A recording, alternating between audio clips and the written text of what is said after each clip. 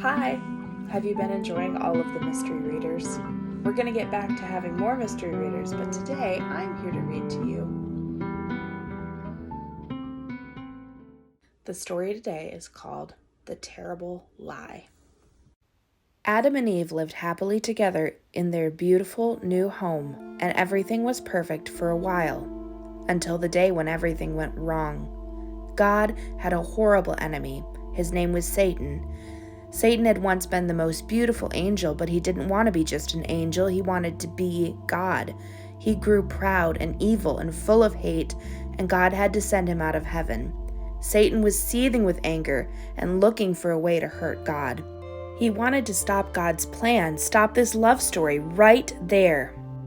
So he disguised himself as a snake and waited in the garden. Now, God had given Adam and Eve only one rule. Don't eat the fruit on that tree, God told them, because if you do, you'll think you know everything. You'll stop trusting me, and then death and sadness and tears will come. You see, God knew if they ate the fruit, they would think they didn't need him, and they would try to make themselves happy without him. But God knew there was no such thing as happiness without him, and life without him wouldn't be life at all. As soon as the snake saw his chance, he slithered silently up to Eve. "Does God really love you?" the serpent whispered. "If he does, why won't he let you eat the nice, juicy, delicious fruit? Poor you, perhaps God doesn't want you to be happy." The snake's words hissed into her ears and sunk down deep into her heart like poison. Does God love me? Eve wondered. Suddenly, she didn't know anymore. "Just trust me," the serpent whispered. "You don't need God.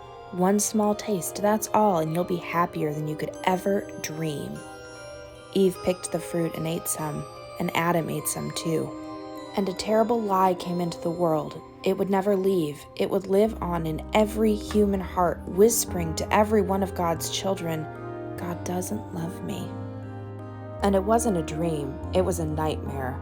A dove flew from Adam's hand. A deer darted in the thicket. It was as if they were frightened by something. A chill was in the air. Something strange was happening. They had always been naked, but now they felt naked and wrong, and they didn't want anyone to see them, so they hid. Later that evening, as God was taking his walk, he called to them, "Children?" Usually Adam and Eve loved to hear God's voice and would run to him, but this time they ran away from him and hid in the shadows. "Where are you?" God called. "Hiding," said Adam. "We're afraid of you." "Did you eat the fruit I told you not to eat?" God asked them. Adam said, "Eve made me do it." "What have you done?" God asked. Eve said, "The serpent made me do it." And a terrible pain came into God's heart.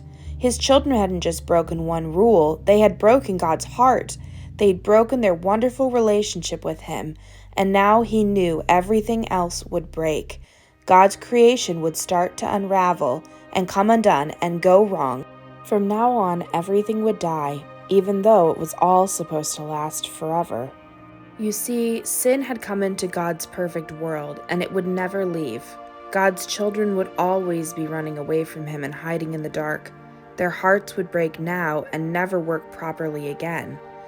God couldn't let his children live forever, not in such pain, not without him. There was only one way to protect them. "You'll have to leave the garden now," God told his children, his eyes filling with tears. "This is no longer your true home. It's not the place for you anymore." But before they left the garden, God made clothes for his children to cover them. He gently clothed them, and then he sent them away on a long, long journey out of the garden, out of their home. Well, in another story, it would all be over, and that would have been the end. But not in this story. God loved his children too much to let the story end there. Even though he knew he would suffer, God had a plan, a magnificent dream. One day, he would get his children back. One day, he would make the world their perfect home again. And one day, he would wipe away every tear from their eyes. You see, no matter what, in spite of everything, God would love his children with a never-stopping, never giving up, unbreaking, always and forever love. And though they would forget him and run from him, deep in their hearts, God's children would miss him always and long for him, lost children yearning for their home. Before they ever left the garden, God whispered a promise to Adam and Eve. "It will not always be so. I will come to rescue you. And when I do, I'm going to do battle against the snake. I'll get rid of the sin and the dark and the sadness you let in here. I'm coming back for you." And he would. God himself would come. Come back tomorrow for more of our story.